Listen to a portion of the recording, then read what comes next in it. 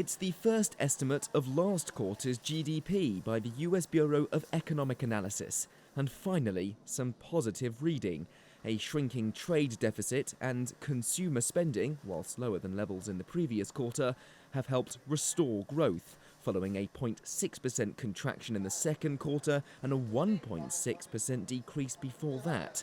Two consecutive declines, a trend commonly accepted as defining a recession.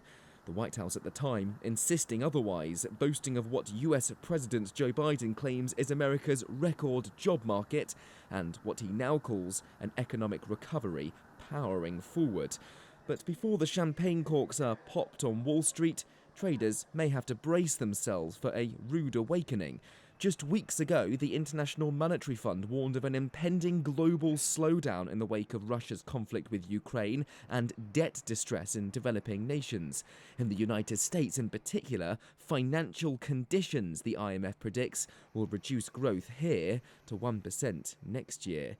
Those conditions are largely dictated by the actions of this, America's central bank, the Federal Reserve, which has been encouraged by the IMF to tighten monetary policy, hiking interest rates to more than 3% to tackle soaring inflation.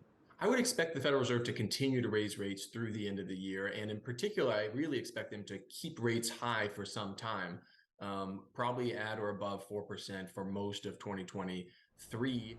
Higher rates put a lid on inflation, but also tend to stunt growth. It means despite Thursday's promising GDP news, Americans will continue to feel the pinch. Expectations may need to be cooled, confidence could crack, and any hopes of sustained longer-term growth may soon be sent packing. Benji Hire, CGTN, Washington, D.C.